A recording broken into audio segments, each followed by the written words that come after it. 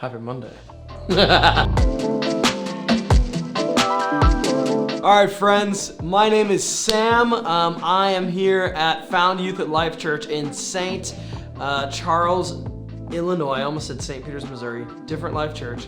And we are here because we want to just connect with you during your week. We're going to start a little series that we're going to do for a while. Every Monday, we're going to do a thing called Happy Mondays. And this is our way to connect with you and to connect you with the Holy Spirit that's living in you and all around you right now. Jesus is with you. He loves you. And he wants to have an interactive place in your life. He doesn't want to be distant from you.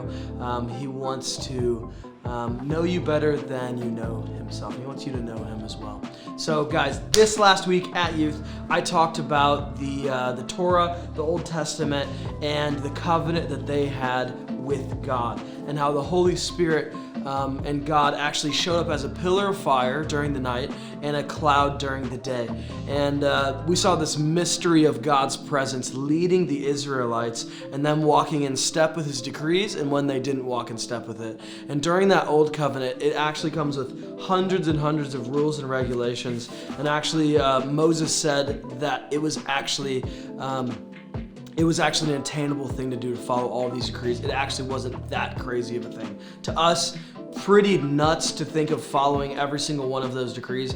I personally have a hard time setting myself to regiments sometimes, and for me to do all of those laws, it just makes me so much more thankful for Jesus, because I know I would be hopeless without what Jesus did, because I would have failed under the old covenant. So there's this new and wonderful covenant, the covenant that Jesus brought in, and instead of making sacrifices like the Israelites did in the desert and in the promised land, what we have is we have Jesus that came as the perfect sacrifice. He was, and some would say, the second Adam. The first Adam came to let sin into the world, and the second Adam, Jesus, came to vanquish all of that sin from our lives and from the world, and that the power of sin and death would be broken. And good news, it has been. The power of sin and death was broken on the cross, and we were actually set free from bondage, from our sin nature. We were actually brought into a new nature with Christ. And Jesus, one of my favorite things that Jesus did is he said, "I'm leaving, but don't worry, I'm sending the helper." He actually said, "I have to leave." The Israelites of the time, the Jews, wanted him to stay and be their actual king. But Jesus said, "I have to go. I have to go and be with my Father so that I can send you the Holy Spirit." And I think the mystery of the presence of God and the Holy Spirit and the indwelling presence of God is what I kind of have given my life just to kind of understand in my own life and to navigate that relationship. What does it look like? How do we Selah? How do we pause? We're on a series right now as a church.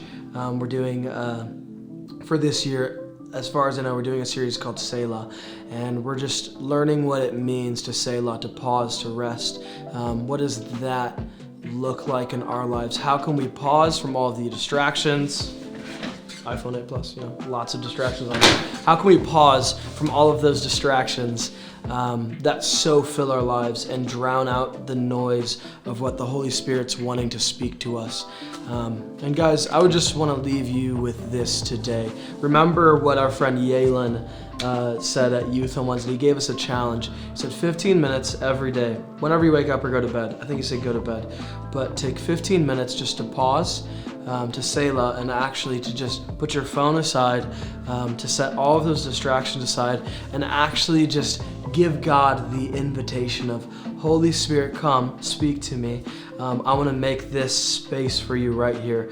I think there's something special and sacred about when we make a space for God, and when we stop, we pause, and we just make room for Him in our daily lives. So hope that encourages you. I hope your Monday is going amazing. I hope that you can make time and find time in every moment of your day to acknowledge the presence of God and to recognize the Holy Spirit's power in your life. You are new creations. You are a holy and a royal priesthood. You are pure because of the words that Jesus has spoken over you. So go and make someone else's Monday really happy. Love you guys.